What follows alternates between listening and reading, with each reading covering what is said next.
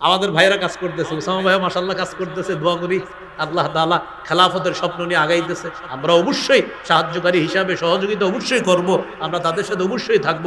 আল্লাহ তাআলা যেন খুব শীঘ্রই আমাদের এই দেশে যেন আল্লাহ খেলাফত কায়েম, এটা যেন শুধু স্বপ্ন না হয়, আমরা যেন বাস্তবে দেখতে পারি ইনশাআল্লাহ। আল্লাহ তৌফিক দান করে। তাহলে অযোগ্য ব্যক্তিকে যোগ্যতার আসনে বসানো খেয়াল। সহিহ মুসলিমের 1825 নম্বর হাদিস, আবু যর গিফারি রাদিয়াল্লাহু তাআলা নবীজি সাল্লাল্লাহু আলাইহি সাল্লামকে বললেন, আলা তাস্তামিলুনি ইয়া রাসূলুল্লাহ, হুজুর আমাকে আপনি গভর্নর বানাইতে পারেন না, প্রাদেশিক গভর্নর। মানে অনেক সাহাবীকে নবীজি গভর্নর বানায় পাঠায়। তো নবীজি বললেন, আবু যর ইন্নাকা দাঈফ, তুমি দুর্বল মানুষ। ওয়া ইন্নাহা আমানা, দায়িত্ব, এটা হলো আমানত। ওয়া ইন্নাহা ইয়াউমাল কিয়ামাতি খিজিয়ুন ওয়া নাদামা, এই দায়িত্ব কিয়ামতের ময়দানে এটা যদি একটু উল্টাপাল্টা হয় তাহলে এটা লাঞ্ছনার কারণ হবে, অনুতপ্ত হওয়ার কারণ হবে। তবে ইল্লা মান আখাযাহা, যে এই দায়িত্ব গ্রহণ করবে, বিহাক্কিহা, যথাযথভাবে, ওয়া আদ্দাল্লাযী আলাইহি ফিহা, এবং সঠিকভাবে যে আদায় করবে, আল্লাহ তাকে 7 ব্যক্তি যাদেরকে আরশের ছায়াতলে জায়গা দিবে, আল্লাহ তাকেও জায়গা। তাহলে নবীজি কি বললেন? দায়িত্ব এটা আমানত, এটা আমানত, এটা কারোর জন্য লাঞ্ছনার কারণ হবে, মানে যে দায়িত্বের অবহেলা করবে। সহিহ বুখারীর বর্ণনা 59 নম্বর হাদিস, আবার 4232 নম্বর হাদিসও আছে। এক ব্যক্তি রাসূল সাল্লাল্লাহু আলাইহি সাল্লামের বয়ানের মাঝখানে এসে বলতেছে, মাতাস সাআ ইয়া রাসূলুল্লাহ, হুজুর কিয়ামত কবে? নবীজি সাল্লাল্লাহু আলাইহি সাল্লাম তার কথার জবাব না দিয়ে কথা শেষ করলেন। কথা শেষ করার পর নবীজি বললেন, আইনা উরাহুস সাইল, ওই ব্যক্তি কোথায় যে ব্যক্তি একটু আগে জিজ্ঞাসা করছে কিয়ামত সম্পর্কে? হুজুর এই যে আমি। নবীজি বললেন, ইদা দুইয়াতিল আমানা ফান্তাজিরিস সাআ, যখন আমানত নষ্ট করা হবে তখন কিয়ামতের অপেক্ষা করো। সাহাবায়ে কেরাম প্রশ্ন করলেন, কাইফা ইদাআতুহা ইয়া রাসূলুল্লাহ, হুজুর আমানত কিভাবে নষ্ট করা হবে? রাসূলুল্লাহ সাল্লাল্লাহু আলাইহি ওয়াসাল্লাম বললেন, ইদা হুসিদাল আমরু ইলা গায়রি আহলিহি ফান্তাজিরিস সাআ, যখন কোন অযোগ্য ব্যক্তিকে নেতৃত্ব দেওয়া হবে, দায়িত্ব দেওয়া হবে, তখন কিয়ামতের অপেক্ষা করো। এখান থেকে বুঝলাম অযোগ্য ব্যক্তিকে নেতা বানানো, দায়িত্বের আসনে বসায়া দেওয়া, এটা কিয়ামতেরও এক পদক্ষেপ, যেন আগামী প্রতিটা পদক্ষেপ সতর্কতার সাথে যেন।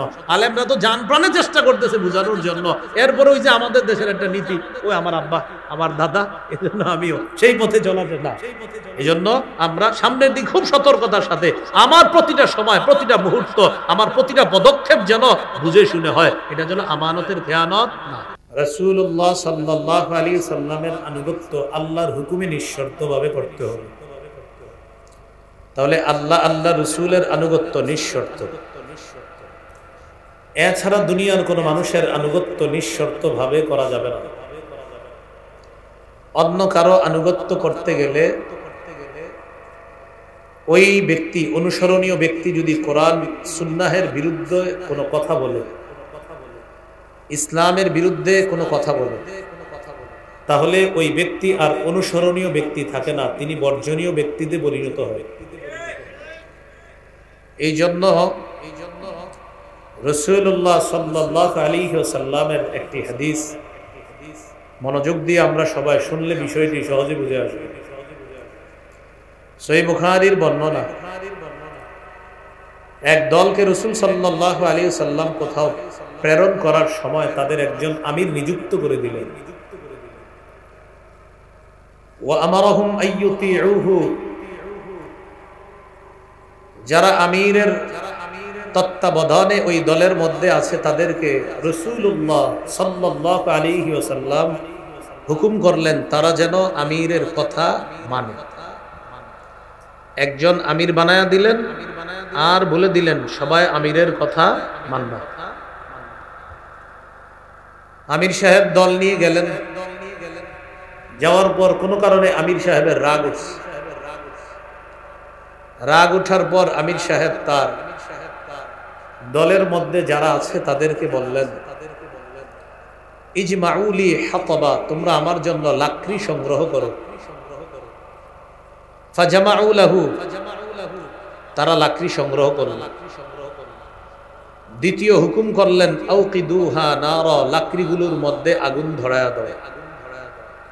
তারা লাকড়িগুলোর মধ্যে আগুন ধরিয়ে দিল। কয়টা হলো হুকুম? দুইটা। লাকড়ি সংগ্রহ করলো, তারা হুকুম পালন করলো, আগুন ধরিয়ে দাও এই হুকুমও পালন করলো। লাকড়ি আনলো, স্তূপের মধ্যে আগুন জ্বালায় দিল। আমির সাহেব 3 নম্বর হুকুম করলেন, উদখুলুহা, তোমরা সবাই আগুনে ঝাঁপ দাও। তাহলে আমির সাহেবের হুকুম পালন করতে হবে। আমির সাহেব আবার তাদেরকে বলেছিলেন, নবী কি তোমাদেরকে বলে নাই আমার কথা শোনার জন্য, আমাকে মানার জন্য? তারা বললেন, জি, আল্লাহ রাসূল সাল্লাল্লাহু আলাইহি সাল্লাম বলেছেন আপনি যা বলবেন আমরা সেটাই শুনবো। অতএব তোমরা লাকড়ি সংগ্রহ করেছো, আগুন জ্বালিয়েছো, আমার হুকুমে এখন আগুনের মধ্যে তোমরা ঝাঁপ দাও। কথা বুঝে আসতেছে সবার? ফাহাম্মু, সাহাবায়ে কেরাম যারা ছিল তারা নিয়ত করে ফেললো আগুনে ঝাঁপ দেবে। আমির সাহেবের কথা তো শুনতে হবে। ঝাঁপ দেওয়ার আগে একজন আরেকজনকে বলা বলি করতে লাগলো, আচ্ছা আসলে ঝাঁপ দিব? একজন আরেকজন, তারা সিদ্ধান্তহীনতায় ভুগতে লাগলো, আসলে আগুনে ঝাঁপ দিব? প্রথমে রেডি, পরে তাদের মধ্যে বলা বলি করতে লাগলো, ফারারনা মিনান নারি ইলা রাসূলিল্লাহি সাল্লাল্লাহু আলাইহি ওয়াসাল্লাম, আমরা আগুন থেকে পালিয়ে রাসূল সাল্লাল্লাহু আলাইহি সাল্লামের কাছে এসেছি, ছিলাম জাহান্নামী। নবীর কাছে এসে কালিমা পড়ে মুসলমান হয়ে জান্নাতে যাওয়ার চেষ্টায় আছে। আগুন থেকে বেঁচে নবীর হাতে হাত রেখে আলো তথা জান্নাতে যাওয়ার চেষ্টায় আছে। সেই নবী আমিরের কথা মানতে বলছে, সেই আমিরের কথা মানতে গিয়ে আগুনে ঝাঁপ দিব? যে আগুন থেকে বাঁচার জন্য নবীর কাছে আসলাম, সেই আগুনে ঝাঁপ দিব আমিরের কথা মানতে গিয়ে সিদ্ধান্তহীনতায় ভুগতেছি। সিদ্ধান্ত নিতে পারতেছিল না আগুনে ঝাঁপ দিবে কি দিবে না। ইতিমধ্যে হাত্তা সাকানা গদবহু, আমির সাহেবের রাগ ঠান্ডা হয়ে গেল। বলেন আলহামদুলিল্লাহ। শুধু একজন মানুষের রাগ 10-12 বছর কোনোভাবেই ঠান্ডা করা গেল না, কিন্তু এই আমির সাহেবের রাগ ঠান্ডা হয়ে গেছে। আমির সাহেবের রাগ ঠান্ডা হওয়ার সাথে সাথে এদিক দিয়ে কি হলো আপনার,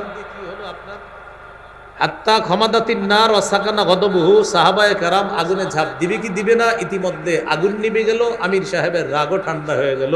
মানে আগুনও নিভে গেল, রাগও ঠান্ডা হয়ে গেল, আগুনে ঝাঁপ দেওয়া লাগে না।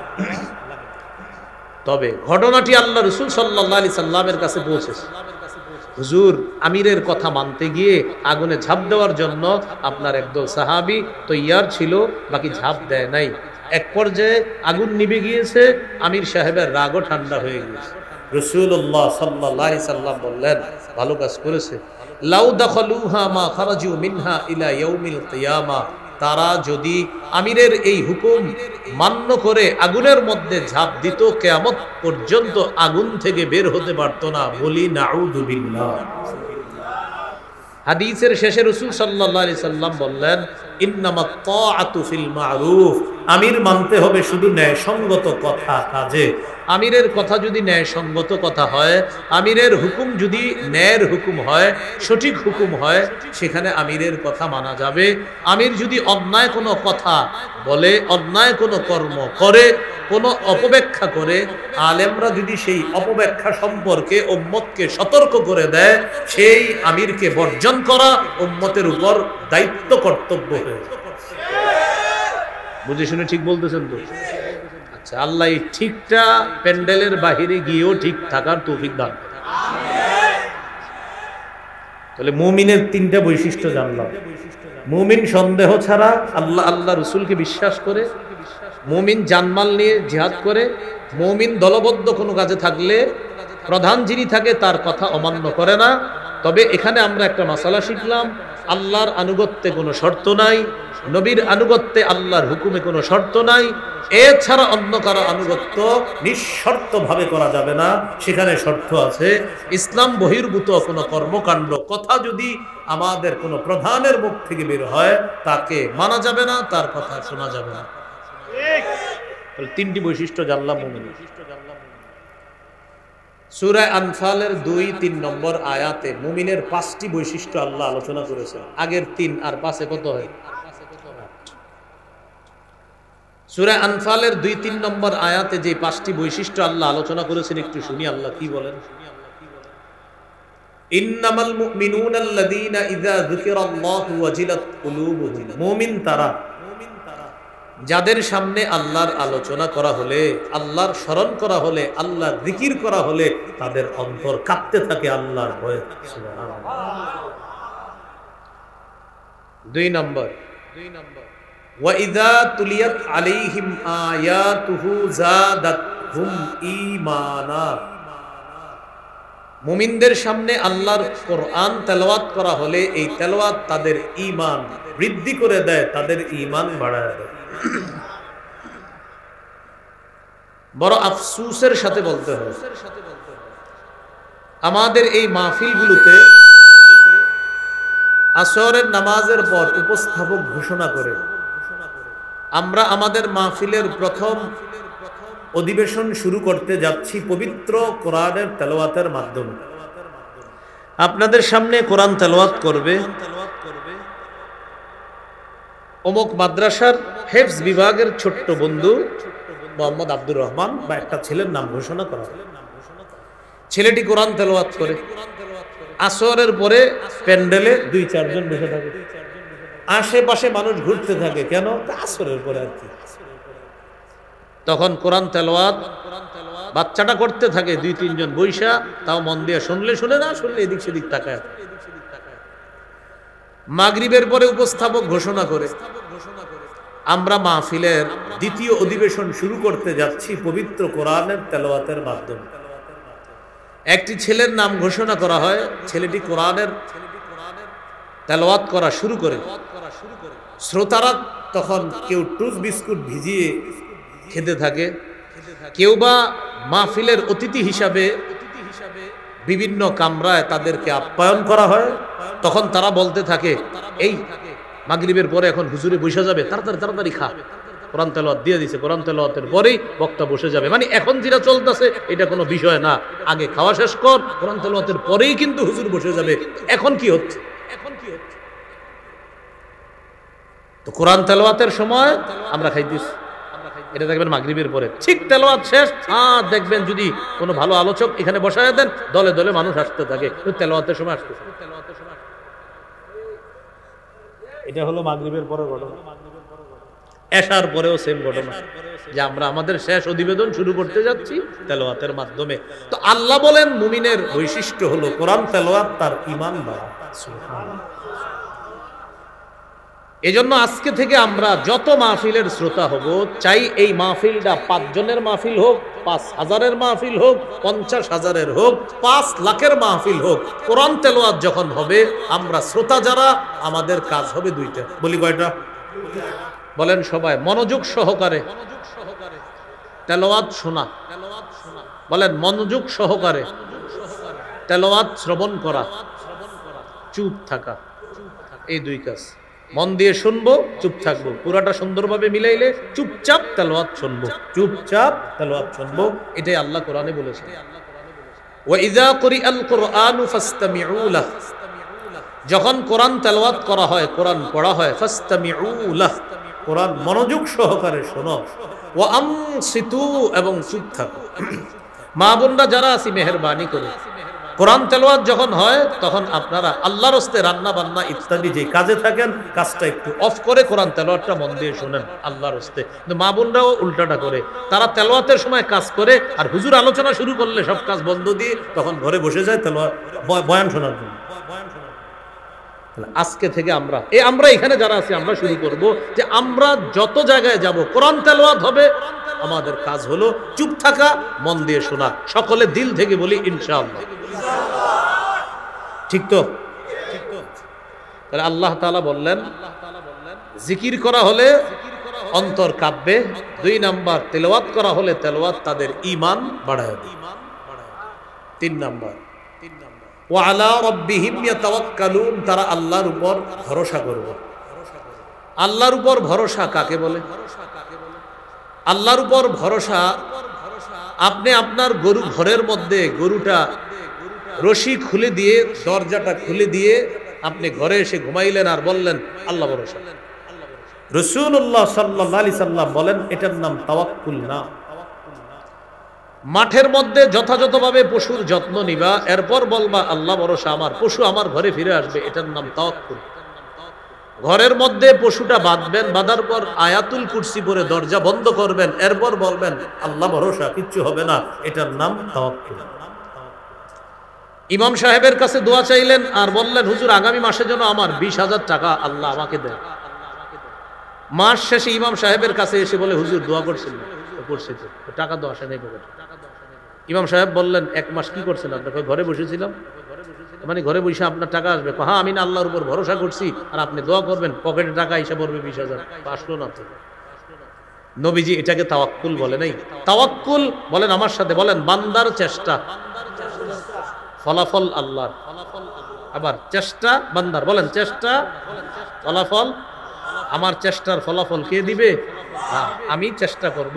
আমি একটা চাকরিতে ঢুকছি, ঢুকার পর আমি চেষ্টা করতেছি, আল্লাহ আমি হালাল ভাবে কিছু বেতন পাইতেছি, আল্লাহ আপনি বরকত দেন। আমি আপনার উপর ভরসা করতেছি, আল্লাহ ইনশাআল্লাহ আমি আগামী এই মাসের মধ্যে আমার ঋণগুলো পরিশোধ করব।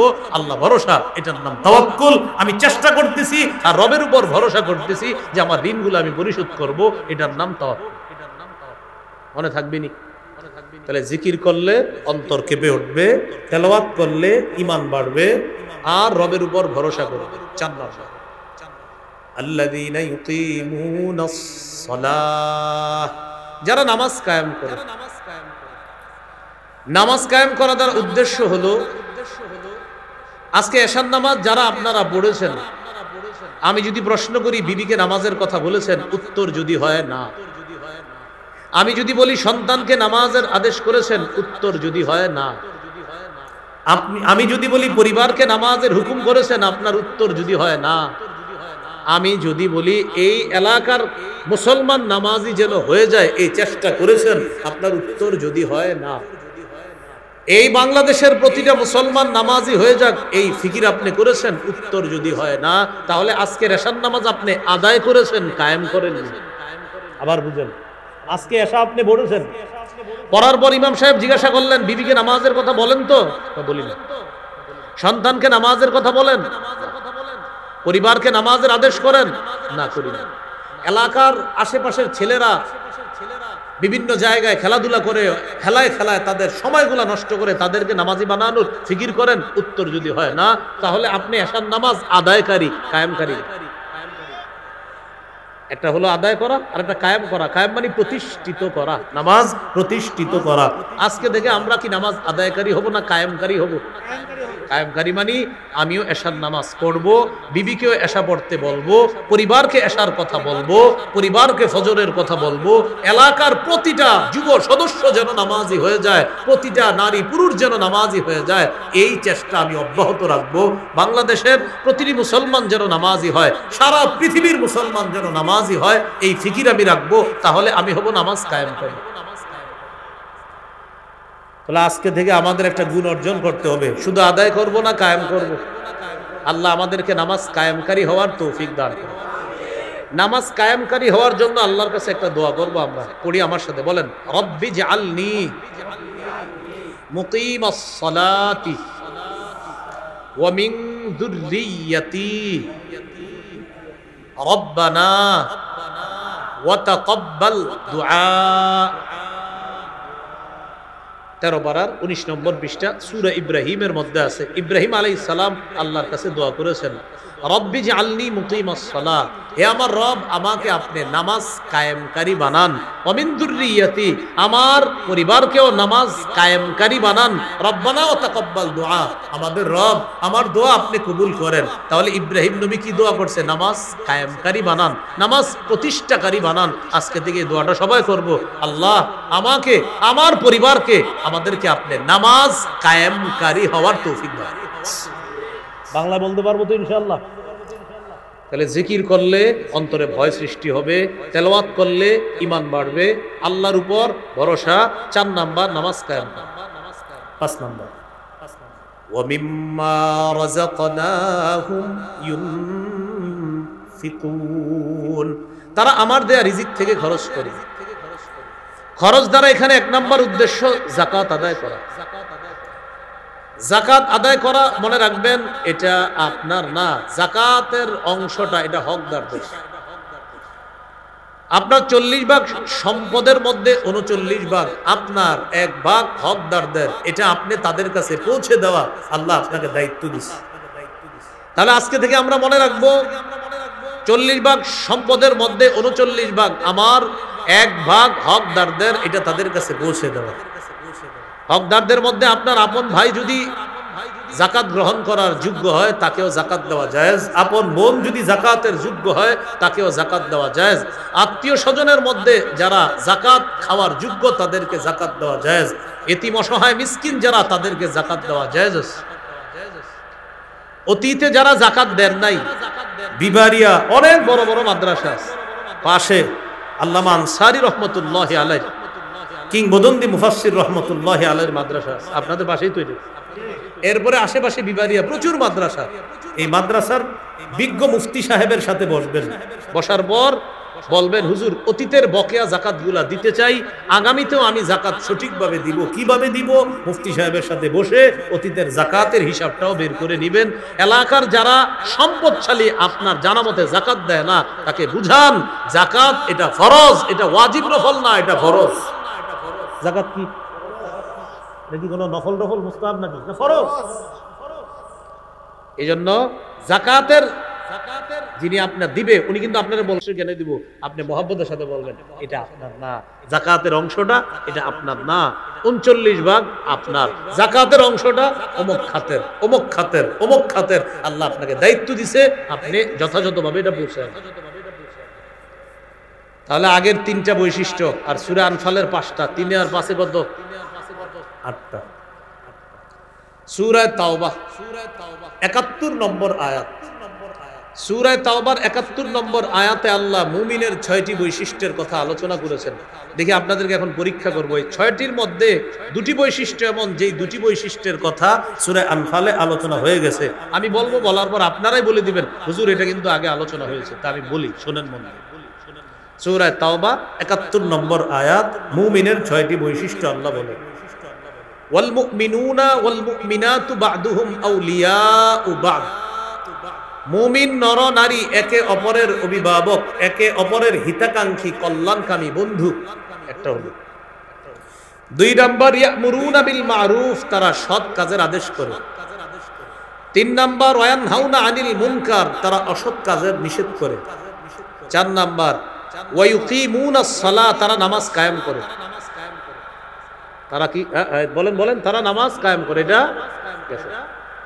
5 নাম্বার ওয়ায়ুতুনাজ যাকাত, তারা যাকাত আদায় করে, গেছে মাশাআল্লাহ। 6 নাম্বার ওয়ায়ুতিউনাল্লাহ ওয়া রাসূলা, তারা আল্লাহ আল্লাহ রাসূলের আনুগত্য করে, এটা যায় নাই। তো 6টার মধ্যে 2টি গেছে, রইল কয়টা? 4টা। তাহলে আগের 8, নতুন 4, কয়টা হলো? 12টা। নতুন 4টা সূরা তাওবার 71 নম্বর আয়াতে। আমি 4টি আবার বলছি। 1 নাম্বার মুমিনরা একে অপরের হিতাকাঙ্ক্ষী, কল্যাণকামী বন্ধু। 2 নাম্বার মুমিন সৎ কাজের আদেশ করে। 3 নাম্বার মুমিন অসৎ কাজ থেকে নিষেধ করে। 4 নাম্বারটা আগে গিয়েছে, তারা নামাজ কায়েম করে। 5 নাম্বার তারা যাকাত দেয়, এটা আগে গিয়েছে। তাহলে 3টা হলো। আর 4 নাম্বার ওয়ায়ুতিউনাল্লাহ ওয়া রাসূলা, তারা আল্লাহ আল্লাহ রাসূলের আনুগত্য করে।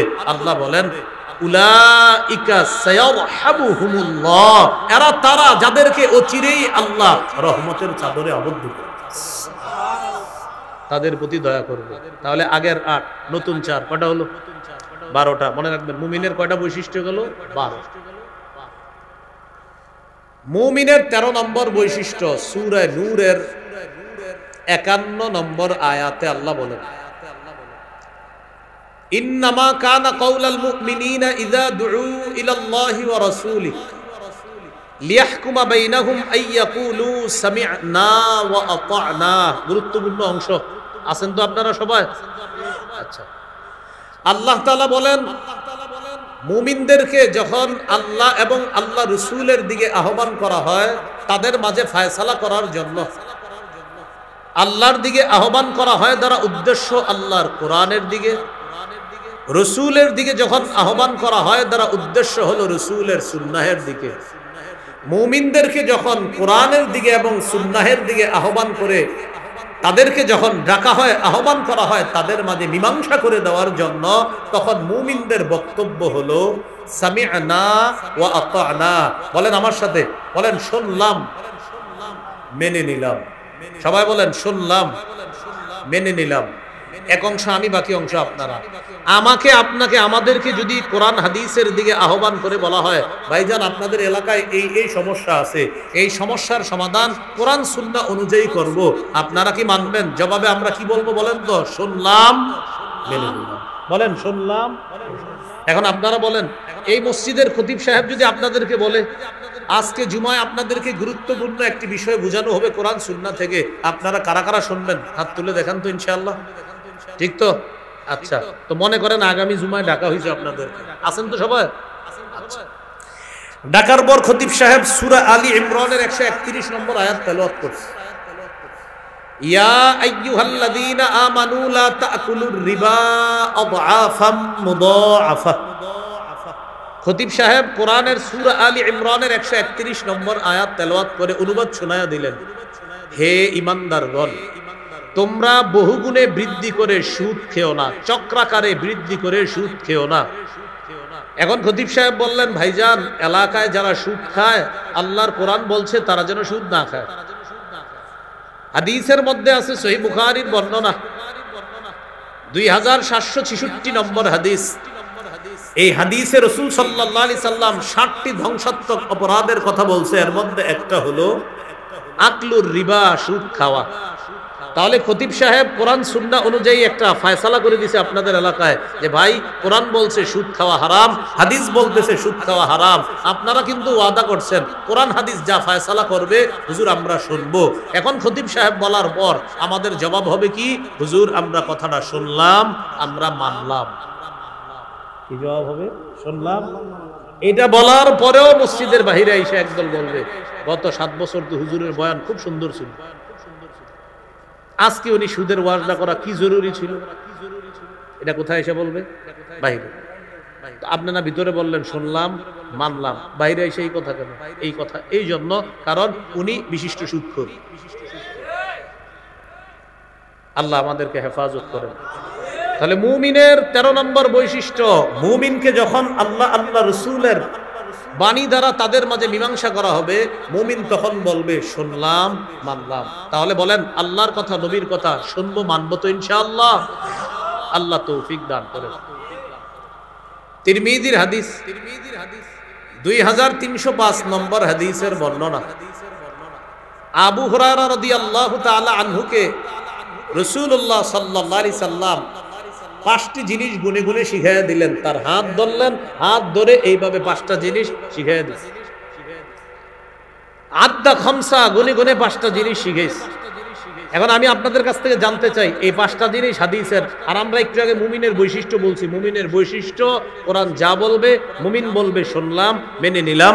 সুন্নাহ যা বলবে মুমিন বলবে শুনলাম, মেনে নিলাম। এখন যে নবী 5টা কথা আবু হুরায়রা রাদিয়াল্লাহু তাআলা আনহুকে শিখাবে, আর আবু হুরায়রা পরম্পরায় আমাদের পর্যন্ত এই কথাগুলা পৌঁছাইছে, এখন এই কথাগুলা আমরা কি শুধু শুনবো নাকি বলেন কোনটা? শুনবো, মানবো না দুইটাই? তাহলে হাদিস শোনার পর আমাদের জবাব হবে হুজুর শুনলাম, মেনে নিলাম, আমল করব। বলেন ইনশাআল্লাহ। রাসূলুল্লাহ সাল্লাল্লাহু আলাইহি সাল্লাম বলেন, ইত্তাকিল মাহারিমা, আবু হুরায়রা হারাম থেকে বাঁচো, তাকুন আবাদান নাস, মানুষের মাঝে তুমি সবচাইতে শ্রেষ্ঠ আবেদ হয়ে যাবা, শ্রেষ্ঠ ইবাদত গুজার বান্দা হয়ে যাবে। সুবহানাল্লাহ। তাহলে হারাম থেকে বাঁচা, হারাম খাবো না, হারাম বলবো না, হারাম দেখবো না, হারাম করবো না, হারাম কথা বলবো না, হারাম করবো না, হারাম খাদ্য খাবো না, হারাম দেখবো না। বলেন ইনশাআল্লাহ। তাহলে হারাম থেকে বাঁচো, শ্রেষ্ঠ আবেদ হবা। 2 নাম্বার, অর্দ বিমা কাসামাল্লাহু লাকা তাকুন আগনান নাস, আবু হুরায়রা আল্লাহ তোমার জন্য যা ফয়সালা করেছেন এটা তুমি মেনে নাও, মানুষের মাঝে তুমি সবচাইতে স্বনির্ভর বান্দা হবা, মনের দিক থেকে তুমি সবচেয়ে ধনী মানুষ হয়ে যাবে। এখান থেকে কি শিখছি? বলেন আমার সাথে সবাই বলেন, আল্লাহর ফয়সালায় বলেন আমরা খুশি। বলেন আল্লাহর ফয়সালায় আমরা খুশি। এখন একজনের 10 তলা বাড়ি, আমার 1 তলা, তাহলে আমার ফয়সালা আল্লাহর, আমার রব তারে 10 তলা দিছে, এটা রবের ফয়সালা, আমাকে রব 1 তলা দিছে, এটাও রবের ফয়সালা, আমি আমার রবের ফয়সালায় খুশি। এ গেল 2 নাম্বার। 3 নাম্বার, ওয়া আহসিন ইলা জারিকা তাকুন মুমিনা, তুমি প্রতিবেশীর সাথে উত্তম আচরণ করো তাহলে খাঁটি মুমিন হয়ে যাবা। তুমি প্রতিবেশীর সাথে উত্তম আচরণ করো তাহলে খাঁটি মুমিন হয়ে যাবা। কার সাথে উত্তম আচরণ করতে বলছে? প্রতিবেশীর সাথে। আজকে এখানে আসার পর আমি যখন নামছি, নামা মসজিদ পর্যন্ত আসলাম, মসজিদে নামাজ সালাত আদায় করলাম, সালাত আদায় করে এখান পর্যন্ত আসলাম। মাঝে অনেকে মুসাফা করছে, এক ছেলে তো মুসাফা করতে গিয়ে পানিতে পুড়ে গেছে। এই আজকে যারা আমার সাথে মুসাফা করলেন মাশাআল্লাহ, আমাকে যারা বলছেন আসসালামু আলাইকুম, আমি বলছি ওয়ালাইকুম আসসালাম ওয়া রাহমাতুল্লাহ, এর মানে আপনি কিছু নেকির অংশীদার আমাকে বানাইলেন, আমি জবাব দিয়া আপনাকে কিছু নেকির ব্যবস্থা আল্লাহর পক্ষ থেকে আমরা আশা করতেছি। দুইজন দুইজনের জন্য রবের কাছ থেকে দোয়া করলাম, রব যেন আমাকে শান্তিতে রাখে, আর আমি দোয়া করলাম রব যেন আপনাকেও শান্তিতে রাখে। কিন্তু যারা আজকে আমার জন্য এই শান্তির এতগুলা দোয়া করলেন আর আমিও পাল্টা দোয়া করলাম, তাদের মধ্যে এমনও লোক আছে যারা গত 10 বছর প্রতিবেশীর কোনোদিন বলেন নাই আসসালামু আলাইকুম। প্রতিবেশী এটা বল, কারণ এত প্রতিবেশী আরে কি করবে? সন্তান বাবাকে সালাম দেয় না কেন? আব্বারে কেমনি সালাম, কোনো কথা। ভাতিজা চাচাকে সালাম দেয় না, সালাম মানি শান্তি, বলেন সালাম অর্থ। তো আপনার আব্বার শান্তির দোয়া দরকার নেই? বলেন আম্মার শান্তির দোয়া দরকার আসেনি? কথা বুঝেন, চাচার শান্তির দোয়া দরকার আছে? তো আমার জন্য এতগুলা শান্তির দোয়া করলেন, আমিও পাল্টা কতগুলা শান্তির দোয়া করলাম, কিন্তু আপনি আপনার প্রতিবেশীর জন্য একদিন শান্তির দোয়া করলেন না। 5 ওয়াক্ত নামাজে দেখা হচ্ছে 5 বার বিভিন্ন জনের সাথে, দেখা যেহেতু হইতেছে সালাম দেন, ভাই এনে সালাম দিলেন না কেন? আর লেহের সাথে তো দেখা হয়, তো দেখা হয় বলেই তো সালাম দিল। দেয়াল দেয়াল, এই যে দেয়াল, আপনি একজনকে সালাম দিচ্ছেন, রাসূলুল্লাহ সাল্লাল্লাহু আলাইহি সাল্লাম বলেন সালাম দেওয়ার পর এই দেয়ালের এই পাশে এসে উনি আড়াল হয়ে গেছে, আড়াল হওয়ার পর আবার এই পাশে আসছে, নবীজি বলেন আবার সালাম দেন। তাহলে প্রতিবেশীর সাথে উত্তম আচরণ করলে খাঁটি মুমিন হওয়া। কিন্তু প্রতিবেশীকে সালাম দিচ্ছি না। ভাই এই মাঠের থেকে একটু ওয়াদা করেন, আজকে থেকে ইনশাআল্লাহ আমরা প্রত্যেকে আমার প্রতিবেশীকে সালাম দেব। ভাই সত্যি তো দিবেন তো ইনশাআল্লাহ? 5 ওয়াক্ত নামাজে যার সাথে আপনার 5 বার দেখা হোক বা দেখা না হোক, নতুন করে দেখা হোক অথবা বারবার দেখা হোক, বারবার সালাম দিন। আল্লাহ তৌফিক দান করুন। প্রতিবেশীর সাথে উত্তম আচরণ করা। রাসূলুল্লাহ সাল্লাল্লাহু আলাইহি সাল্লাম বলেন গোশত যখন রান্না করো ঝোল বাড়ায়া রান্না করো। কেন? প্রতিবেশীর জন্য অন্তত একটু ঝোল পাঠায়া দিবা। গোশতের ঘ্রাণে প্রতিবেশীর নাকে যাবে, তারও মন চাইবে গোশত খাইতে, হয়তো তুমি গোশত দিতে পারবা না, ঝোল তো দিতে পারবা, ঝোল পাঠায়া দিও। রুটি ভিজিয়ে ভাতগুলা ভিজিয়ে খেতে পারবে, অন্তত ঝোল পাঠায়। এই জন্য যদি আপনি প্রতিবেশীকে কিছু দিতে পারেন তাহলে গোশতটা একদম ব্যাপকভাবে রান্না করবেন, গ্রাম চারদিকে ছড়াইবেন। আর যদি বলেন না আমি প্রতিবেশীরে দিব না, তাহলে এমন ভাবে রান্না করেন যেন গ্রাম বাহিরে না যায়।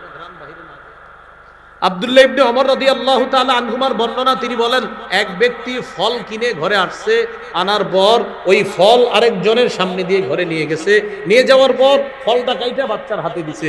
এবার বাচ্চাদের অভ্যাস কি বলেন তো? এক জায়গায় থাকে না, খালি দৌড়ায়, ফলটা নিয়ে দৌড়ায় বাহিরে এসে পড়ছে। আরেকজনের বাচ্চা তার ফলটা দেখছে, দেখার পর তোমার আব্বা ফল আনছে, মনে মনে কষ্ট পায়, ওর বাবা আনছে আমার বাবা আনে নাই। আল্লাহ রাসূল এটা সহ্য করবে না যে আমার কোন উম্মতের ছোট্ট বাচ্চা তোমার ছোট্ট বাচ্চার হাতে ফল দেখে কষ্ট পাবে, এটা রাসূল সহ্য করে। তাহলে কি করবেন? ফল যদি কাউরে না দিতে চান এমন ভাবে ঘরে নেন যেন মানুষ বুঝতে না পারে এটার মধ্যে ফল আছে। আর যদি বলেন না হুজুর আমার সামর্থ্য আছে সবাইকে খাওয়াবো, তো আপনি ফল দেখায় দেন। প্রচন্ড গরমের মধ্যে তরমুজ খাইতে অনেকেরই মন চায়, কিন্তু অনেক মানুষ আছে তিনি 400-500 টাকা দিয়ে তরমুজ কিনে খাবে, তাহলে তার এই মাসে নতুন করে তাকে হিসাবে ভাবতে হবে তার, এরকম অনেক মানুষ আছে। এখন আপনি একটা তরমুজ কিনে কি করলেন? সবার সামনে দিয়ে নিতেছেন, একটু দিয়েন। আর যদি বলেন না কাউরে দিবেন না, তাহলে কালো একটা ব্যাগ দিয়ে তরমুজটা ভিতরে নেন যেন প্রতিবেশী দেখে কষ্ট না পায়। এটার ভিতরে কি ফুটবল না তরমুজ যেন বুঝতে না পারে। কথার কথা বুঝাইলাম। তাহলে প্রিয় ভাইয়ারা, প্রতিবেশীর সাথে উত্তম আচরণ করা, এটা নবীজি বলছেন। আর আমরা জানি কি বলছি মুমিনের বৈশিষ্ট্য, শুনলাম মেনে নিলাম। আজকের পরে এলাকার হুজুরদের কাছ থেকে খোঁজ নিব, হুজুর প্রতিবেশীর জন্য যে বলে আসলাম সালাম দিতে, প্রতিবেশীর হকগুলা রক্ষা করতে করছিনি, এটা জিজ্ঞাসা করা হবে। তাহলে উত্তর হবে, বলেন পজিটিভ না নেগেটিভ? আল্লাহ আমল করার তৌফিক দান করেন। 4 নাম্বার, ও আহিব্বালিন নাস মা তুহিব্বু লিনাফসিকা তাকুন মুসলিমা। তুমি নিজের জন্য যা পছন্দ করো অন্যের জন্য সেটা পছন্দ করবা, তাহলে তুমি খাঁটি মুসলমান হয়ে যাবে। তুমি নিজের জন্য যা পছন্দ করো অন্যের জন্য তা পছন্দ করবা, তুমি খাঁটি মুসলমান হয়ে যাবে। 5 নাম্বার, ওয়ালা তুকসিরিদ দিহকা। আবু হুরায়রা, বেশি হাসবা না। ফাইন্না কাসরাতাদ দিহকি তুমিতুল কলবা। বেশি হাসি অন্তরকে মৃত বানিয়ে দেয়, বেশি হাসি অন্তরকে মৃত বানিয়ে দেয়। 5টি কথা নবীজি বলেছেন। নবী আবু হুরায়রা রাদিয়াল্লাহু তাআলা আনহুকে বলেছিলেন, আবু হুরায়রা, আমি এখন কিছু কথা বলবো। মাইয়াখুযু আন্নি হাউলাইল কালিমাত। আমি এখন কিছু কথা বলবো, এই কথাগুলা কে গ্রহণ করবে? ফায়ামালু বিহিন্না আও ইউআল্লিমু মাইয়ামালু বিহিন্না। নিজে আমল করবে আর অন্যকে শিখাবে, তারাও যেন আমল করে। কে আছে এমন? তো সাহাবী আবু হুরায়রা বলেছিলেন, হুজুর আমি আছি। তখন নবী 5টা কথা শিখাইলেন। আমরাও এখান থেকে এখন ওয়াদা করব যে হুজুর এই 5টা কথা শিখলাম, শুধু শিখলাম এমন না, আমরা আমলও করব, অন্যকে শিখাবো ইনশাআল্লাহ। তাহলে আপনারা মন দিয়ে শুনেন। 1 নাম্বার, হারাম থেকে আমরা বাঁচবো, নিজেরা আমল করব, হারাম কাজ করব না, অন্যকে বলবো হারাম কাজ না করার জন্য। 2 নাম্বার, আমরা আল্লাহর ফয়সালায় খুশি থাকব, অন্যকেও বলবো ভাই আল্লাহর ফয়সালায় খুশি থাকো। 3 নাম্বার, আমরা প্রতিবেশীর সাথে উত্তম আচরণ করব, অন্যকে বলবো ভাই তুমিও প্রতিবেশীর সাথে উত্তম আচরণ করো। 4 নাম্বার, আমরা নিজের জন্য যা পছন্দ করব অন্যের জন্য সেটা পছন্দ করব, অন্যকেও আমরা বলবো ভাইয়া তুমি নিজের জন্য যেটা পছন্দ করো অন্যের জন্য সেটা পছন্দ করবা। 5 নাম্বার, আমরা নিজেরা কম হাসবো, অন্যকেও বলবো ভাই কম হাসেন, কম হাসেন, বেশি হাসলে অন্তর মৃত হয়ে যায়। আল্লাহ আমাদেরকে নিজেরা আমল করে অন্যদেরকে শিখিয়ে দেওয়ার জন্য আমরাও পারি, অন্যদেরকে যেন আমল করাতে পারি, উৎসাহিত করতে পারি। আল্লাহ তৌফিক দান। এই গেল 13 নাম্বার বৈশিষ্ট্য। মনে আসেনি? কোরআন সুন্নাহ থেকে কিছু বললে মুমিন কি বলবে? শুনলাম, মেনে নিলাম। মুমিনের 14 নম্বর বৈশিষ্ট্য নির্বাচিত, মুমিন আমানতদার হবে। বলেন না একটু, মুমিন। সূরা নিসার 58 নম্বর আয়াতে আল্লাহ বলেন, ইন্নাল্লাহা ইয়া'মুরুকুম আন তুআদ্দুল আমানাতি ইলা আহলিহা। নিশ্চয় আল্লাহ তোমাদেরকে আদেশ করেন তোমরা যেন আমানত হকদারের কাছে যথাযথভাবে পৌঁছে দাও।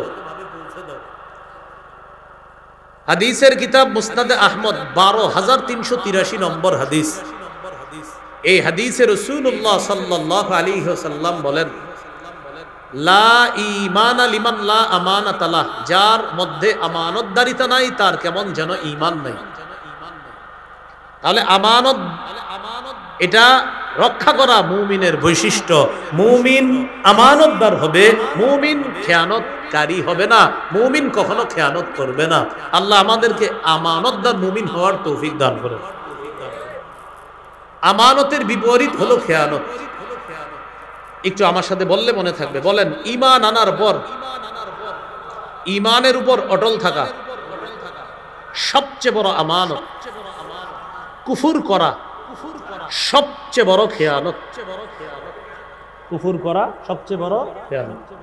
3 পারা 20 নম্বর পৃষ্ঠা আল্লাহ বলেন, ইন্নাল্লাযীনা কাফারু বা'দা ঈমানিহিম সুম্মা ইজদাদু কুফরা। 3টা আঙ্গুলের দিকে একটু দেখেন। ঈমান, কুফর, কুফর। দেখেন 3টা, ঈমান, কুফর, কুফর। ওটা হলো এখানে আল্লাহ ঈমান দ্বারা 1 নাম্বার বলছে, ইহুদিরা ঈমান আনছে তাওরাতের উপর, আনার পর এরপর ইনজিল আসছে, ইনজিল আসার পর ইনজিলকে অস্বীকার করছে, কুফর করছে। এরপরে আসছে কোরআন, কোরআনকে অস্বীকার কইরা কুফর আরো বাড়াইছে। দেখেন, ঈমান, কুফর, কুফর। আল্লাহ বলেন, ইন্নাল্লাযীনা কাফারু বা'দা ঈমানিহিম। যারা কুফরি করে ঈমান আনার পর, তাওরাতের উপর ঈমান আনছে ইহুদিরা, আনার পর কুফরি করেছে, ইনজিল অস্বীকার করে, সুম্মা ইজদাদু কুফরা। এরপর তারা কোরআন অস্বীকার করে কুফর আরো বাড়াইছে। কুফর কি করছে? আরো বাড়াইছে। তাহলে ঈমানের বিপরীতে ঈমানের উপর অটল থাকা, শ্রেষ্ঠ আমানত রক্ষা করা, বিপরীতে কুফর করা, এটা সবচেয়ে বড় খেয়ানত। আল্লাহ আমাদের সকলকে এই ভয়ঙ্কর খেয়ানত থেকে হেফাজত করে। আমরা জেনে না বুঝে অনেক সময় বলে ফেলি এমন কথা যে কথায় কুফরি হয়ে যায়। এজন্য সাবধান, খুব সাবধান থাকা। আকীদা, বিশ্বাস ঠিক রাখা। বিশ্বাস ভঙ্গ করা এটা অনেক বড় খেয়ানত। হুদাইবিয়ার চুক্তি হয়েছে রাসূল সাল্লাল্লাহু আলাইহি সাল্লামের সাথে, বেঈমানরা হুদাইবিয়ার সন্ধি করছে। সেই চুক্তি কাফেররা সর্বপ্রথম ভঙ্গ করছে। আল্লাহ এটাকে পবিত্র কোরআনে খেয়ানত বলছে। সূরা আনফালের ৭১ নম্বর আয়াতে আল্লাহ বলেন, ওয়া ইয়ুরিদু খিয়ানাতাকা, নবী কাফেররা যদি আপনার সাথে বিশ্বাস ভঙ্গের ইচ্ছা করে, দেখেন তো বিশ্বাস ভঙ্গের আরবিতে আল্লাহ বলছে খিয়ানত, একটু বুঝে শুনে বলেন তো, বিশ্বাস ভঙ্গ এই বাংলার আরবিতে আল্লাহ কোরআনে কি বলছে? খিয়ানত। ওয়া ইয়ুরিদু, তারা যদি ইচ্ছা করে, খিয়ানাতাকা, আপনার সাথে বিশ্বাস ভঙ্গের ইচ্ছা করে, বলেন তো বিশ্বাস ভঙ্গের আরবি আল্লাহ কি বলছে? বলেন না, কি বলছে? এইভাবে বললে কি মনে হয় জানেন? ক্লাসে আছে। তারা যদি আপনার সাথে বিশ্বাস ভঙ্গের ইচ্ছা করে, ফাকাদ খানুল্লাহ মিন কাব, নবী আপনি চিন্তিত হবেন না, ইতিপূর্বেও তারা খেয়ানত করেছে। তাহলে বিশ্বাস ভঙ্গ করা এটা খেয়ানত। আল্লাহ এই খেয়ানত থেকে আমাদেরকে হেফাজত করেন। এরপর ছোট গুনাহ করা, বড় গুনাহ করা এটা আমানতের খেয়ানত। গুনাহ না করা এটা হলো আমানত, গুনাহ করা এটা হলো খেয়ানত। সূরা আনফালের ২৭ নম্বর আয়াতে আল্লাহ বলেন, ইয়া আইয়ুহাল্লাযীনা আমানু লা তাখুনুল্লাহ ওয়ার রাসূলা ওয়া তাখুনু আমানাতিকুম ওয়া আনতুম তা'লামুন, হে ঈমানদারগণ, তোমরা আল্লাহ এবং আল্লাহ রাসূলের সাথে বিশ্বাস ভঙ্গ করো না এবং জেনে শুনে আমানতের খেয়ানত করো না। জেনে শুনে আমানতের খেয়ানত করো না।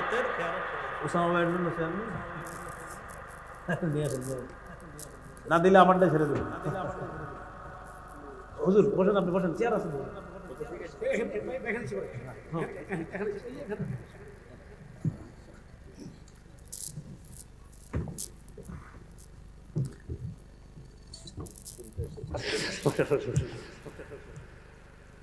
তো আল্লাহ তাআলা বলেন, হে ঈমানদারগণ, তোমরা আল্লাহর সাথে রাসূলের সাথে বিশ্বাস ভঙ্গ করো না এবং জেনে শুনে আমানতের খেয়ানত করো না। এই আয়াতের ব্যাখ্যা ইবনে কাসির রাহমাতুল্লাহি আলাইহি লিখেছেন, ছোট গুনাহ বড় গুনাহ এটা মুমিনের আমানতের খেয়ানত। গুনাহ না করা এটা হলো মুমিনের জন্য আমানত, আর গুনাহ করা এটা হলো মুমিনের জন্য খেয়ানত। সূরা গাফির বা মুমিনের ১৯ নম্বর আয়াত, এই আয়াতে আল্লাহ তাআলা কুদৃষ্টিকে চোখের খেয়ানত বলছে। ইয়ালামু খাইনাতাল আয়ুনি ওয়া মা তুখফিস সুদূর। খাইনাতাল আয়ুনের একটা সুন্দর বাংলা হলো চোরাই চোখ, চোখের কোনা দিয়ে হারাম জিনিসের দিকে দেখা আর মনে মনে খারাপ কল্পনা করা। এটা অন্যরা না বুঝলেও আল্লাহ বলেন ইয়ালামু, আল্লাহ জানেন, খাইনাতাল আয়ুন চোখের খেয়ানত, ওয়া মা তুখফিস সুদূর আর অন্তর যা গোপন করে এটা আল্লাহ জানেন। এই আয়াতের ব্যাখ্যায় ইমাম কুরতুবী রাহমাতুল্লাহি আলাইহি লিখেছেন, আউয়ালু মা খালাকাল্লাহু তাআলা মিনাল ইনসানি আল ফারজ, সর্বপ্রথম আল্লাহ মানুষের যে অঙ্গটা সৃষ্টি করেছেন এটা হলো লজ্জাস্থান। আব্দুল্লাহ ইবনে আমর ইবনুল আস রাদিয়াল্লাহু তাআলা আনহুমার বর্ণনা, লজ্জাস্থান সৃষ্টি করার পর আল্লাহ বলেছেন, হাদিহি আমানা ইস্তাউদাতুকাহা, এই আমানত তোমার কাছে রাখলাম, ফালা তালবাসহা ইল্লা বিহাক্কিন, বান্দা এই আমানতের খেয়ানত করো না। ফাইন হাফিজতাহা হাফিজতুকা, বান্দা তুমি যদি লজ্জাস্থান নামক এই অঙ্গের আমানত রক্ষা করো, আমি আল্লাহ তোমাকে বিপদ আপদ থেকে রক্ষা করব। ফাল ফারজু আমানা, লজ্জাস্থান আমানত, ওয়াল উযুনু আমানা, কান আমানত, ওয়াল আইনু আমানা, চোখ আমানত, ওয়াল লিসানু আমানা, জবান আমানত, ওয়াল বাতনু আমানা, পেট আমানত, ওয়াল ইয়াদু আমানা, হাত আমানত, ওয়াল রিজলু আমানা, পা আমানত। শেষে বলতেছে, ফালা ঈমানা লিমান লা আমানাতা লা, যার আমানতদারিতা নাই তার ঈমান নাই। অঙ্গ প্রত্যঙ্গের খেয়ানত আমরা যেন না করি, প্রতিটা অঙ্গকে আমরা গুনাহ থেকে যেন হেফাজত করতে পারি, আল্লাহ তৌফিক দান করুন। প্রতিটা অঙ্গ এটা কিন্তু আমানত আমাদের কাছে। মাঝখান দিয়ে একটা কথা মনে রাখি, কিয়ামতের ময়দানে প্রধান 4 সাক্ষী হবে, পক্ষে বিপক্ষে হতে পারে। 1 নাম্বার জমিন, যেখানে আমি আপনি চলতেছি বসতেছি উঠতেছি, জমিন সাক্ষী হবে। 2 নাম্বার আমাদের আমলনামা 2 পাশ থেকে যারা লিখতেছে, সম্মানিত লেখকগণ, ফেরেশতাগণ। 3 নাম্বার অঙ্গ প্রত্যঙ্গ। 4 নাম্বার প্রধান সাক্ষী আল্লাহ তাআলা। এই 4 সাক্ষী থেকে বাঁচার কোনো সুযোগ নাই। আল্লাহ অন্য সাক্ষীর মুখাপেক্ষী ছিলেন না, এরপরে আল্লাহ আমাকে আপনাকে দেখায় দিবে, বান্দা দেখো তুমি যে অপরাধগুলো করেছো এগুলার সাক্ষী জমিন দিতেছে, সময় দিতেছে, তোমার অঙ্গ প্রত্যঙ্গ সাক্ষী দিতেছে, আমি আল্লাহ তো প্রধান সাক্ষী, এগুলা জরুরত ছিল না। এরপর আমাকে আপনাকে আল্লাহ বুঝাইয়া দিবে যে আল্লাহ কারো উপর সামান্য জুলুম করেছে। লা ইয়াযলিমু মিসকালা যাররা, সামান্য পরিমাণ জুলুম আল্লাহ তার উপর করেন। প্রিয় ভাইরা, অঙ্গ প্রত্যঙ্গগুলো আমরা গুনাহ করব না, গুনাহ থেকে হেফাজত করার চেষ্টা করব। আল্লাহ তৌফিক দান করেন। ওয়াদা ভঙ্গ করা খেয়ানত। ইহুদিরা তাওরাত কিতাবে বিকৃত করছে, কিতাবের যথাযথ বাস্তবায়ন করা এটা হলো আমানত, এটা আল্লাহর সাথে ওয়াদা বান্ধা। উল্টায় দেওয়া এটা হলো খেয়ানত। সূরা মাইদার 13 নম্বর আয়াতে আল্লাহ বলেছেন, ফাবিমা নাখদিহিম মিসাকাহুম লাআন্নাহুম। ইহুদিরা বিশ্বাস ওয়াদা ভঙ্গ করার কারণে আমি আল্লাহ তাদেরকে অভিসম্পাদ করলাম। আল্লাহর অভিসম্পাদ মানে রহমত থেকে বঞ্চিত করা। আমি আল্লাহ তাদেরকে রহমত থেকে বঞ্চিত করলাম তারা ওয়াদা ভঙ্গ করার কারণে। ওয়াজআলনা কুলুবাহুম কাসিয়া, তাদের অন্তর শক্ত বানায়া দিলাম। ইউহাররিফুনাল কালিমা আম মাওয়াদিহি, তারা কথাকে বিকৃত করে দিত, যথাযথ জায়গা থেকে তারা উল্টায়া কথাগুলা বিকৃত করে ফেলতো। 3 নম্বর পারা 19 নম্বর পৃষ্ঠায় আছে, ইয়ালহুনা আলসিনাতাহুম বিল কিতাব লিতাহসাবুহু মিনাল কিতাব। এরা মুখের মাধ্যমে তাওরাতের বিধানগুলো এমন ভাবে বলতো, সামনে যারা থাকতো এরা ভাবতো এটা মনে তাওরাতেরই বিধান, অথচ আল্লাহ বলেন ওয়ামা হুয়া মিনাল কিতাব, অথচ এটা তাওরাতের অংশ না। ওয়ায়াকুলুনা হুয়া মিন ইনদিল্লাহ, এরা বলতো এটা আল্লাহর পক্ষ থেকেই। ওয়ামা হুয়া মিন ইনদিল্লাহ, অথচ এটা আল্লাহর পক্ষ থেকে না। ধনী মানুষ ব্যভিচার করলে এরা এক বিচার করত, গরিবরা ব্যভিচার করলে আরেক বিচার করত। এভাবে তারা তাওরাত বিকৃত করত। আল্লাহ তাআলা বলেন এই ওয়াদা ভঙ্গ করার কারণে আমি আল্লাহর নাজিলকৃত তাওরাত তারা বিকৃত করা, এটা আমার সাথে ওয়াদার খেলাফ করা। আমি আল্লাহ তাদেরকে অভিসম্পাদ করলাম, আমি আল্লাহ তাদেরকে লানত করা মানে রহমত থেকে বঞ্চিত করলাম। আমরাও কিন্তু আল্লাহর সাথে ওয়াদাবদ্ধ। কোরআনের আদেশ নিষেধগুলা বাস্তবায়ন করা এটাও কিন্তু আমরা ওয়াদাবদ্ধ, এটা আমরা ওয়াদাবদ্ধ। আমরাও কিন্তু এই ওয়াদার খেলাফ করা যাবে না। আল্লাহ আমাদের সকলকে যেই কোনো ওয়াদা আমরা যেন রক্ষা করতে পারি, আল্লাহ তৌফিক দান করেন। এবার একটা গুরুত্বপূর্ণ কথা, এটা সামনে যারা শ্রোতা ভাই আছে আমরা বলি মনে থাকবে। বলেন অন্যায়ের পক্ষপাতিত্ব করা খেয়ানত। অন্যায়ের পক্ষপাতিত্ব করা কি? আমাদের দেশে এমন একটা সময় আসতেছে সামনে, আপনি পক্ষপাতিত্ব করবেন, বুঝে শুনে করবেন, খেয়ানত করেন না, সাবধান। আপনি খেয়াল যে আমার দাদা করছে, আমার আব্বা করছে, এই জন্য আমিও করবো না। আল্লাহর রাস্তায় খেয়ানত করেন না, অন্যায়ের পক্ষপাত আপনার দ্বারা যেন না হয়। সূরা নিসার 105 নম্বর আয়াতে আছে, ওয়ালা তাকুন লিল খাইনিনা হাসিমা, নবী আপনি খেয়ানতকারীদের পক্ষাবলম্বনকারী হবেন না। 107 নম্বর আয়াত সূরা নিসার এখানে আছে, ওয়ালা তুজাদিল আনিল লাযিনা ইখতানুনা আনফুসাহুম, যারা নিজেদের সাথে খেয়ানত করে নবী আপনি তাদের পক্ষে বাকবিতণ্ডা করবেন না। এই আয়াত থেকে বোঝা যায় নিশ্চিত জেনে শুনে অপরাধীর পক্ষে আইনজীবী মামলা লড়া, কোর্টে গিয়ে তাকে নিরপরাধ সাব্যস্ত করার চেষ্টা করা নিঃসন্দেহে আমানতের খেয়ানত। এটা খেয়ানত। তাহলে অন্যায়ের পক্ষপাতিত্ব করা এটা খেয়ানত। মুমিন আমানতদার হবে। এবার গুরুত্বপূর্ণ একটা কথা, এটাও একটু বলি সবাই। বলেন অযোগ্য ব্যক্তিকে যোগ্যতার আসনে বসানো খেয়ানত। যোগ্য ব্যক্তিকে যোগ্যতার আসনে বসানো আমানত। অযোগ্য ব্যক্তিকে বসায় দেওয়া কি? আপনি নিশ্চিত জানেন এই ব্যক্তি আমাদের দেশের জন্য ক্ষতিকর, এরপরে আপনি তাকে বসাইতে চাইতেছেন, এটা খেয়ানত।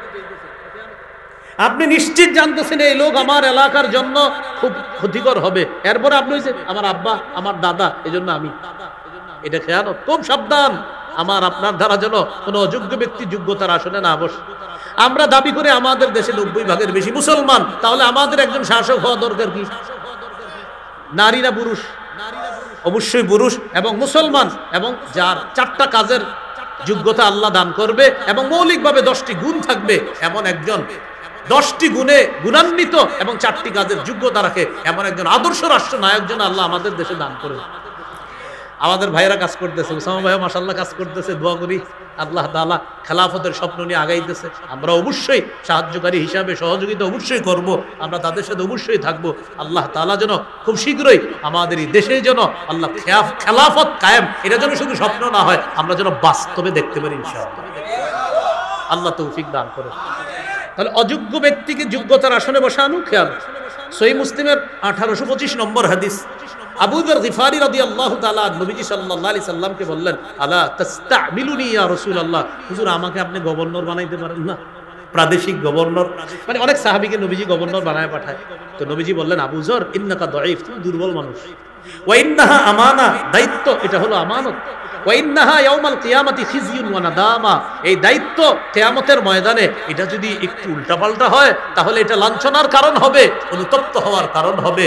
তবে ইল্লা মান আখাযাহা, যে এই দায়িত্ব গ্রহণ করবে, বিহাক্কিহা, যথাযথভাবে, ওয়া আদ্দাল্লাযী আলাইহি ফিহা, এবং সঠিকভাবে যে আদায় করবে, আল্লাহ তাকে 7 ব্যক্তি যাদেরকে আরশের ছায়াতলে জায়গা দিবে, আল্লাহ তাকেও জায়গা। তাহলে নবীজি কি বললেন? দায়িত্ব এটা আমানত, এটা আমানত, এটা কারোর জন্য লাঞ্ছনার কারণ হবে, মানে যে দায়িত্বের অবহেলা করবে। সহিহ বুখারীর বর্ণনা 59 নম্বর হাদিস, আবার 4232 নম্বর হাদিসও আছে। এক ব্যক্তি রাসূল সাল্লাল্লাহু আলাইহি সাল্লামের বয়ানের মাঝখানে এসে বলতেছে, মাতাস সাআ ইয়া রাসূলুল্লাহ, হুজুর কিয়ামত কবে? নবীজি সাল্লাল্লাহু আলাইহি সাল্লাম তার কথার জবাব না দিয়ে কথা শেষ করলেন। কথা শেষ করার পর নবীজি বললেন, আইনা উরাহুস সাইল, ওই ব্যক্তি কোথায় যে ব্যক্তি একটু আগে জিজ্ঞাসা করছে কিয়ামত সম্পর্কে? হুজুর এই যে আমি। নবীজি বললেন, ইদা দুইয়াতিল আমানা ফান্তাজিরিস সাআ, যখন আমানত নষ্ট করা হবে তখন কিয়ামতের অপেক্ষা করো। সাহাবায়ে কেরাম প্রশ্ন করলেন, কাইফা ইদাআতুহা ইয়া রাসূলুল্লাহ, হুজুর আমানত কিভাবে নষ্ট করা হবে? রাসূলুল্লাহ সাল্লাল্লাহু আলাইহি ওয়াসাল্লাম বললেন, ইদা হুসিদাল আমরু ইলা গায়রি আহলিহি ফান্তাজিরিস সাআ, যখন কোন অযোগ্য ব্যক্তিকে নেতৃত্ব দেওয়া হবে, দায়িত্ব দেওয়া হবে, তখন কিয়ামতের অপেক্ষা করো। এখান থেকে বুঝলাম অযোগ্য ব্যক্তিকে নেতা বানানো, দায়িত্বের আসনে বসায়া দেওয়া, এটা কিয়ামতেরও এক পদক্ষেপ, যেন আগামী প্রতিটা পদক্ষেপ সতর্কতার সাথে যেন। আলেমরা তো জান প্রাণে চেষ্টা করতেছে বোঝানোর জন্য, এরপরে ওই যে আমাদের দেশের একটা নীতি, ওই আমার আব্বা আমার দাদা, এজন্য আমিও সেই পথে চলাতে না। এই জন্য আমরা সামনের দিক খুব সতর্কতার সাথে, আমার প্রতিটা সময়, প্রতিটা মুহূর্ত, আমার প্রতিটা পদক্ষেপ যেন বুঝে শুনে হয়, এটা যেন আমানতের খেয়ানত না। ভুল পরামর্শ দেওয়া এটা খেয়ানত, সঠিক পরামর্শ দেওয়া আমানত। আবু দাউদের হাদিস 3657 নম্বর হাদিস, মান আশারা আলা আখিহি বিআমরিন ইয়ালামু আন্না রুশদা ফি গায়রিহি ফাকাদ খানা, যে ব্যক্তি তার ভাইকে এমন পরামর্শ দেয় সে জানে যে এর বিপরীতটা হলো ভুল, এর বিপরীতটা সঠিক। কোন পরামর্শ দিল ভুল পরামর্শ, সে জানে বিপরীতটা সঠিক, ফাকাদ খানা, সে খেয়ানত করলো। আমি ব্যবসায়ী, আমার কাছে আসছেন, আইসা বললেন, ভাইজান আমি একটা ব্যবসা করবো। আমি দেখি কি আমি যে ব্যবসা করি আপনি ওইটাই করতেছেন। তখন আমি চিন্তা করলাম, ও যদি আমার বাজারে আমার ব্যবসা করে তা আমার তো একটু সমস্যা হইতে পারে। আমি আপনার পরামর্শ দিলাম, এক কাজ করেন, আপনি প্লেনের পার্টস পাতিগুলো উঠান দোকানে, প্লেনের পার্টস পাতি দোকানে উঠান। আরে ভাই এই এলাকায় প্লেনের পার্টস পাতি কে কিনবে? না আপনি উঠান, আমি বুঝাইতেছি। তো প্লেনের পার্টস পাতি উঠাইছে, এবার আমি সুন্দরভাবে লেখাই দিছি, এখানের প্লেনের পার্টস পাতি পাওয়া যায়, সব পাওয়া যায়। উদ্দেশ্য হলো 5-6 দিন থাকবে, 1 মাস থাকবে, থাকার পরে এগুলো তো এখানে বিক্রি হবে না, এমনিই ভাগবে, আমার ব্যবসায়ের জন্য কোনো ক্ষতি না হয়। আমার কাছে পরামর্শ চাইছি, আরে পারলে দিব, না পারলে বলবো ভাই আমি পারবো না, অন্য কারো কাছে যাও। নবীজি বলেছেন সাবধান, তোমার কাছে পরামর্শ কেউ চাওয়া মানে তুমি যদি পরামর্শ দাও, ইন্নাল মুস্তাশারা মু'তামানুন, যার কাছে পরামর্শ চাওয়া হয় সে আমানতদার হবে, আপনি আমানতদার হতে হবে। পারলে পরামর্শ দিন, না পারলে ভুল পরামর্শ দিব না ইনশাআল্লাহ। মিথ্যা কথা বলা আমানতের খেয়ানত। রাসূলুল্লাহ সাল্লাল্লাহু আলাইহি সাল্লাম বলেন, কাবুরাত খিয়ানাতান তুহাদ্দিসু হাদিসান হুয়া লাকা মুসাদ্দিকুন ওয়া আনতা বিহি কাযিবুন। এটা কত বড় খেয়ানত, তুমি শ্রোতাদের সামনে কথা বলতেছো, শ্রোতা ভাবতেছে হা হা হা এটা সত্যি কথা, কিন্তু তুমি জানো মিথ্যা কথা। যেমন আমি বললাম, আপনারা যদি আমাকে আগামীতে এই এলাকার দায়িত্ব দেন, তাহলে প্রথম 1 মাসের মধ্যে রাস্তাঘাট যা আছে এগুলা সব ঢালাই করে সুন্দরভাবে করে দিব। ঠিকই আমাদের দায়িত্ব দিলেন, দায়িত্ব দেওয়ার সাথে সাথে রাস্তায় বাঁশ দেওয়া শুরু করলাম, আপনাদেরকেও বাঁশ দেওয়া শুরু করলাম। কারণ ওই যে আমি যখন কথা বলতেছি তখন আমি জানি আপনারা ভাবতেছেন হ্যাঁ হ্যাঁ উনি ভালো মানুষ, হজ করে আসছে, তাসবিহ করে, মাশাআল্লাহ, আপনারা ভাবতেছেন সত্য কথা, কিন্তু আমি জানতেছি তোরা আমারে খালি কোনো মতে দায়িত্বটা দে। তো নবীজি বলেন, কাবুরাত খিয়ানাতান, এটা কত বড় খেয়ানত, তুহাদ্দিসু হাদিসান হুয়া লাকা মুসাদ্দিক, তোমার সামনে যে কথা শুনে সে ভাবতেছে তুমি সত্য বলতেছো, ওয়া আনতা বিহি কাযিব, তুমি মিথ্যাবাদী, এটা বড় খেয়ানত। আল্লাহ আমাদেরকে হেফাজত করুন। মজলিসের কথা বাহিরে না বলা, এটা আমানত।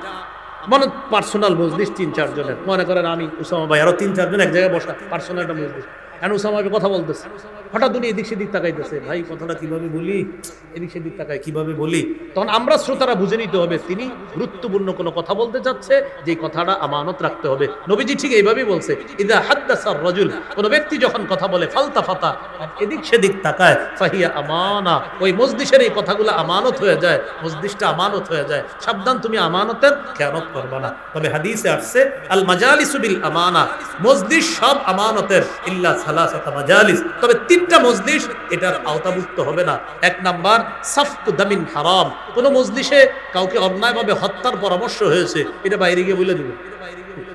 2 নাম্বার আও ফারজুন হারাম, কোন নারীর সম্ভ্রম হানি করার পরামর্শ হয়েছে, আপনি বাইরে গিয়ে এলাকার যুবকদেরকে বলে দিবেন একটা মেয়েকে আজকে এই এলাকায় ভয়ঙ্কর পরিস্থিতির শিকারে ফেলতে পারে কয়েকজন মানুষ পরামর্শ করছে, এটা আমানতের মজলিস না। যদি বলে কাউরে বইলো না, তাও বলে দিবেন। 3 নাম্বার আউইকিতিতাউ মালিন বিগাইরি হাক্কিন, কোন মানুষের সম্পদ অন্যায়ভাবে আত্মসাতের পরামর্শ যে মজলিসে করা হয় ওটাও আমানতের মজলিস থাকবে না, এটা বলে দেওয়া যাবে। সর্বশেষ কথা, আমাদের সাথে কেউ খেয়ানত করলেও তার সাথে আমরা খেয়ানত করব না। রাসূলুল্লাহ সাল্লাল্লাহু আলাইহি সাল্লাম বলেছেন ওয়ালা তাখুন মান খানাকা, তোমার সাথে কেউ খেয়ানত করলেও তুমি খেয়ানত করবা না, তোমার সাথে কেউ খেয়ানত করলেও তুমি খেয়ানত করবা না। মুমিনের নির্বাচিত 14টি বৈশিষ্ট্য আমরা আজকে শুনলাম। মুমিন সন্দেহ ছাড়া আল্লাহ আল্লাহ রসুলকে বিশ্বাস করবে, যারা পরে আসছেন একটু শোনেন। 2 নাম্বার জানমাল নিয়ে আল্লাহ রাস্তায় জিহাদ করবে। 3 নাম্বার দলবদ্ধ কোনো কাজে থাকলে আমিরের হুকুম ছাড়া মুমিন কোথাও যাবে না। আমির কাকে মানবেন এই ব্যাপারে আমরা আলোচনা শুনেছি। এরপরে 4 নাম্বার জিকির করলে মুমিনের অন্তর আল্লাহর ভয়ে কাঁপবে। কোরআন তেলাওয়াত মুমিনের ঈমান বাড়ায় দিবে। মুমিন আল্লাহর উপর ভরসা করবে। আল্লাহর দেয়া রিজিক থেকে মুমিন যাকাত দিবে। মুমিন নামাজ কায়েমকারী হবে, না আদায়কারী, কায়েমকারী, নামাজ কায়েমকারী হবে। এই হলো 8টা। এরপরে সূরা তাওবা থেকে জানলাম 4টা। মুমিন একে অপরের অভিভাবক। মুমিন সৎ কাজের আদেশ করবে, অসৎ কাজের নিষেধ করবে, আর আল্লাহ আল্লাহ রসুলের আনুগত্য করবে। এই হলো 12টা। 13 নাম্বার কোরআন সুন্নাহ থেকে কিছু বললে মুমিন বলবে শুনলাম আর মানলাম, হ্যাঁ এটা বলবে। আর 14 নাম্বার নির্বাচিত বৈশিষ্ট্য, মুমিন আমানতদার হবে। এই ব্যাপারে আমরা অনেকগুলা কথা বলেছি। মুমিন সর্বক্ষেত্রে আমানত রক্ষা করবে। আর আগামীতে ইনশাআল্লাহ আমাদের প্রতিটা চাওয়া, প্রতিটা বলা, প্রতিটা স্পর্শ, প্রতিটা পদক্ষেপ খুব সতর্কতার সাথে হবে, আমানতের সাথে হবে। হবে তো ইনশাআল্লাহ? বাস এই পর্যন্ত থাক, ভাই আলোচনা করবে ইনশাআল্লাহ। আমরা যেইভাবে আছি বাস এইভাবে থাকি সবাই ইনশাআল্লাহ। যারা যারা দাঁড়িয়ে আছে ওই অবস্থায় থাকেন, বসে আছি যারা এই অবস্থায় থাকি। মুসাফা এখন করাটা এটা সৌন্দর্য না, বাস বসে থাকি সবাই যার যার জায়গায়, আলোচনা শুনবো ইনশাআল্লাহ। আল্লাহ তাআলা আমাদের সকলকে যে কথাগুলো বললাম শুনলাম আমল করার তৌফিক দান করেন। উসামা ভাই সহ আজকের মাহফিলে যারা এখানে আলোচক আছে, আয়োজক আছে, সকলের হায়াতে আল্লাহ তাআলা হায়াতে তয়্যিবা দান করেন, হায়াতে বারাকা দান করেন। আমিন ওয়া আখিরু দাওয়ানা আনিল হামদুলিল্লাহি রাব্বিল আলামিন। আসসালামু আলাইকুম।